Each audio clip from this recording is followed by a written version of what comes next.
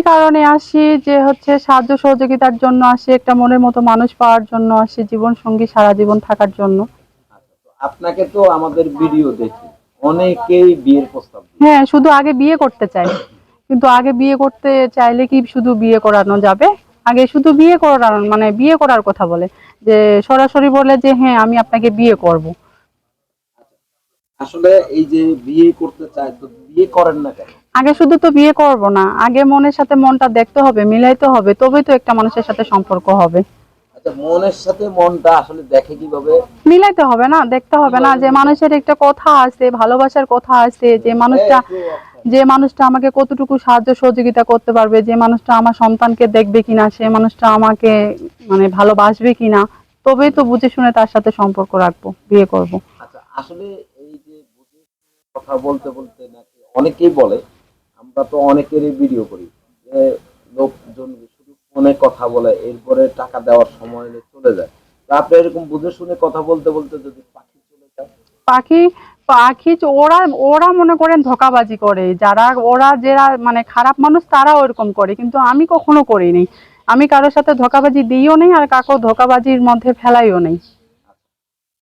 আপনি কখনো ধোঁকাবাজি না, করেন? আমি কখনোই ধোঁকাবাজি করিনি, আর আচ্ছা, ধোঁকাবাজি যদি করবো তাহলে ভিডিওর সামনে আসবো কেন? তো অনেকেই তো আপনাকে টাকা পয়সা দিয়ে বিয়ে করতেছে, না, এটা তো আমরা জানি নাকি? এটা অনেকে, তো অস্বীকার হ্যাঁ, করতে পারবেন না, এটা হ্যাঁ, নাকি? অনেকে টাকা পয়সা দিয়ে বিয়ে করতে চায় নাই, যে আমাকে টাকা পয়সা দিয়ে বিয়ে করতে চায় সে এরকম কোনো প্রশ্ন মানে কেউ বলে নাই, এমনি শুধু বিয়ে করতে চাইছি।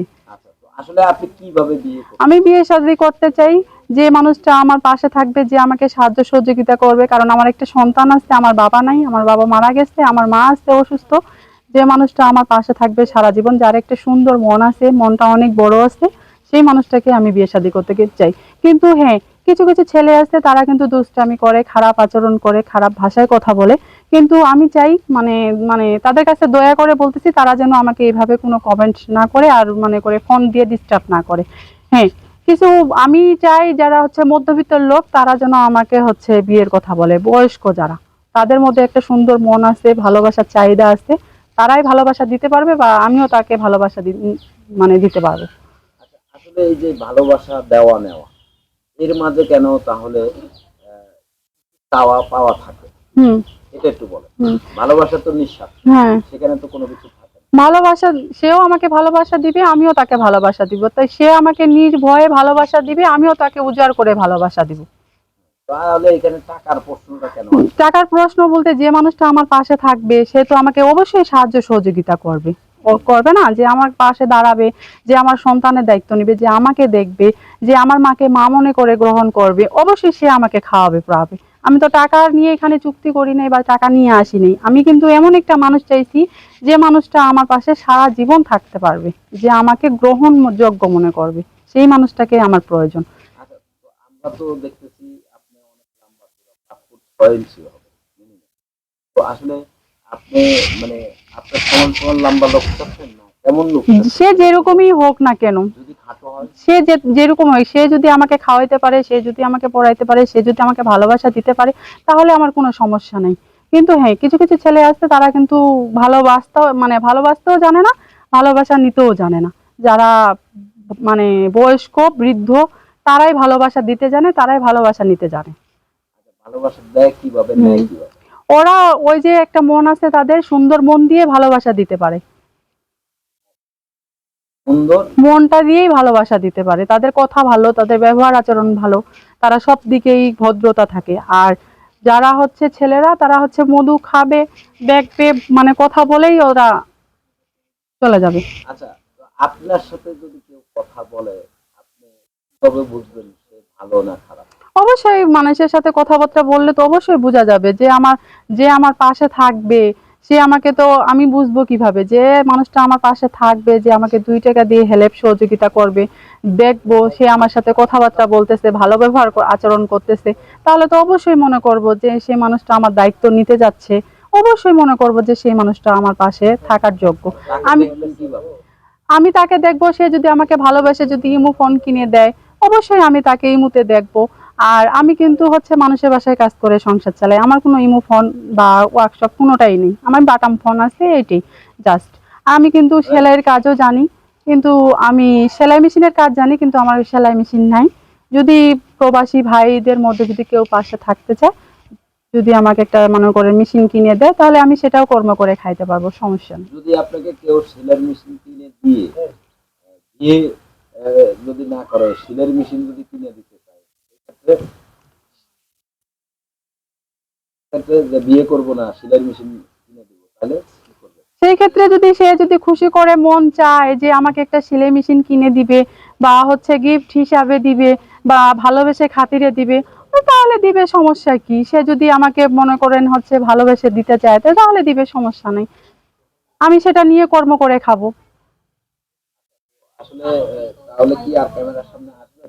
না, সেই মনের মতো মানুষ যদি পায়ে থাকি, তাহলে ক্যামেরার সামনে আসার তো কোনো প্রয়োজন আসে না। আর আমি আমি চাইও না, আমি এমন একটা মানুষ চাই, মানে আল্লাহর কাছে আমি এমন একটা মানুষ চাই, দোয়া কামনা করি যেন আমার ভাগ্যে এমন একটা মানুষ আসে যেন আমাকে আর জীবনে ক্যামেরার সামনে আসতে না হয়, যেন আমাকে সারা জীবন সে আমার দায় দায়িত্ব মানে সম্পূর্ণ নিতে পারে।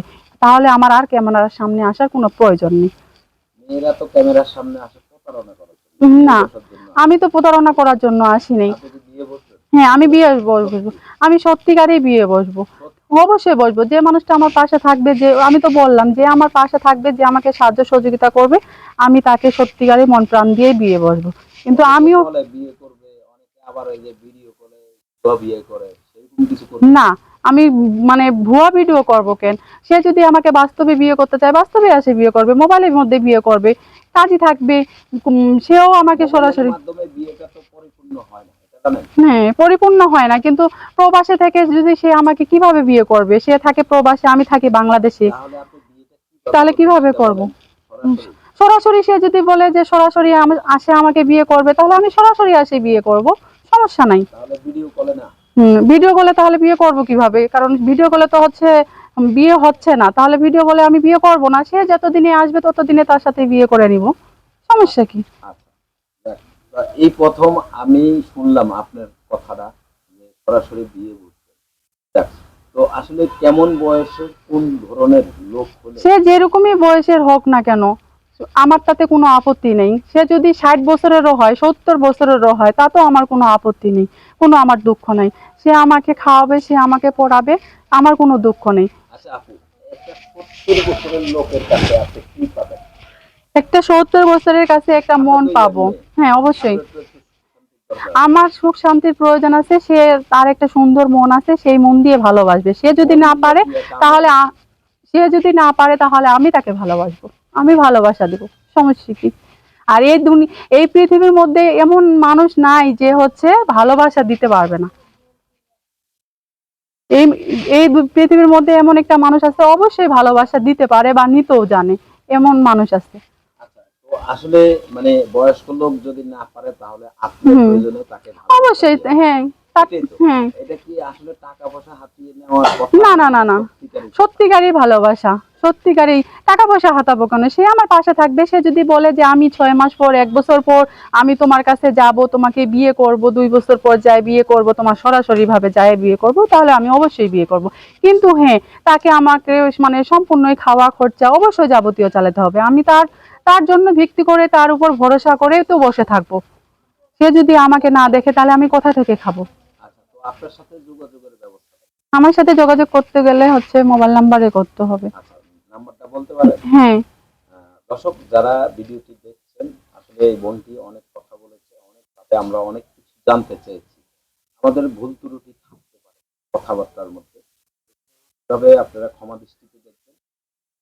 আপনারা যারা তাদেরকে বিয়ে শাদী বদ্ধ হবেন কিংবা মোটা অঙ্কের টাকা পয়সা দিবেন, এই ধরনের দায় দায়িত্ব ইউটিউব কর্তৃপক্ষ নেয় না। বরাবর আমরা প্রত্যেকটি ভিডিওতেই বলে দেই, আপনারা আপনাদের নিজ দায়িত্বে তাদেরকে সাহায্য সহযোগিতা, বিয়ে শাদী সম্পূর্ণ বিষয়গুলো আপনাদের। এইভাবে তাদের সাথে আপনারা কথাবার্তা বলে নেবেন। কেউ প্রতারণার শিকার হবেন না, এবং এই বোনের সাথেও কেউ প্রতারণা করবেন না। আপনার নাম্বারটি বলেন। আমার নাম্বার হচ্ছে 0183 01830511206। আচ্ছা, দর্শকের উদ্দেশ্যে আপনার কিছু বলার আছে? দর্শকের উদ্দেশ্যে বলা আছে যে হচ্ছে প্রবাসী ভাই ব্রাদার যারা আছে, তারা যেন হচ্ছে আমার এই ভিডিওটা দেখে, আর হচ্ছে দেখে যেন হচ্ছে আমার পাশে যে কোনো একটি মানে মনের মতো মানুষ যেন আমার পাশে থাকে, আমার বাচ্চাটাকে যেন নিজের ছেলে মনে করে গ্রহণযোগ্য করে, আমার মাকে যেন মা হিসাবে দেখে। এটাই হচ্ছে আমার প্রবাসী ভাইদের কাছে আমার একটা হচ্ছে রিকোয়েস্ট। আর আমি হচ্ছে একটা অসহায় মেয়ে, আমাকে যদি কেউ জীবন সঙ্গী করতে চায় তাহলে এটা আমি সব থেকে তার কাছে হচ্ছে মানে ভালো লাগবে। আমি তার সব থেকে তার কাছে আমি হচ্ছে তা আমি মনে করব তার পায়ের নিচে আমি সারা জীবন পড়ে থাকবো।